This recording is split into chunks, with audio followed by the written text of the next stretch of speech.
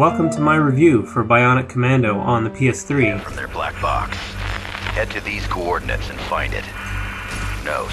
Maybe the team can be rescued too. Always the mission over the man. That's right, it's all about the mission. Mostly because there's way too much embarrassing dialogue throughout this entire game. Cheesy one-liners and 80s movies backtalk makes up most of it. They might not look it, but those snipers could take you down double time. Look for their laser sights and stay out of harm's way.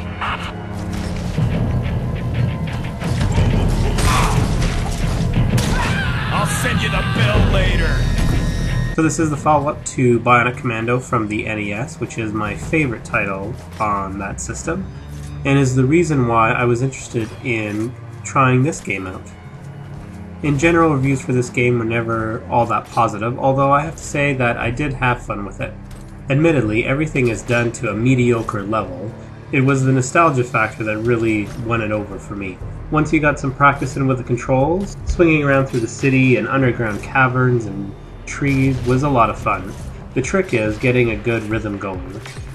But of course, using the bionic arm wasn't perfect.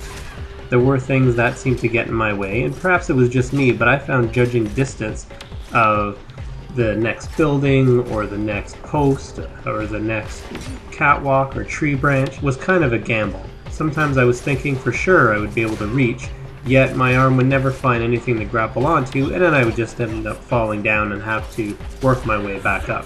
When things work just your way, you can end up looking very stylish and having a lot of fun. And unfortunately, when things don't, you look like kind of a fool that doesn't know how to use his own limbs.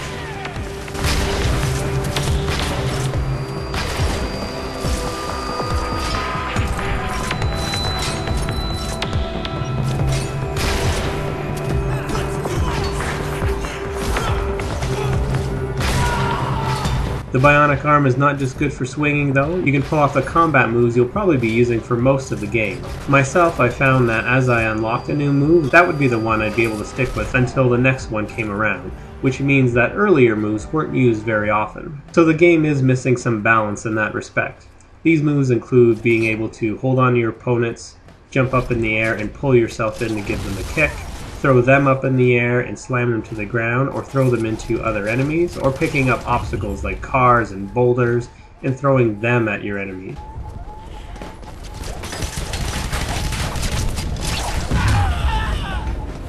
There is also gunplay to be had in this title, although it definitely wasn't my preferred method of taking down the bad guys.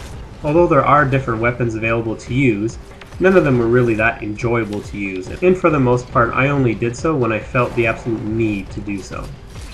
Aiming with both the bionic arm and your weapons was also a little challenging at times. Perhaps I've been spoiled by so many titles in the past few years that have come out with lock-on systems. Having to get used to a game where most of the time you have to do the manual aiming required me to relearn some old skills. One thing that I think would have been nice to have seen is a few more different combos or special moves available with the bionic arm. The few that you have, although effective, were a little slow to pull off at times, and because I did stick to the most recent one learned, the combat would get a little repetitive. Having a few new melee attacks would have been fun to see as well.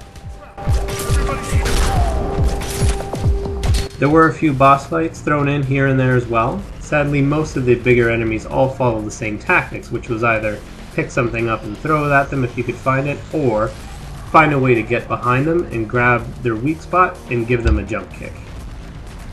Despite an uninspired story, it showed itself to be a bare-bones third-person action title, with enough in the core of the gameplay for it to be enjoyable, but there was so much room for improvements to be made. If you're a fan of the NES title, like I am, and given that this game can be found at such a low price these days, I would recommend picking it up. If you've never played the original and have no sentimental value attached to it, I would say this is a title you can probably skip out on.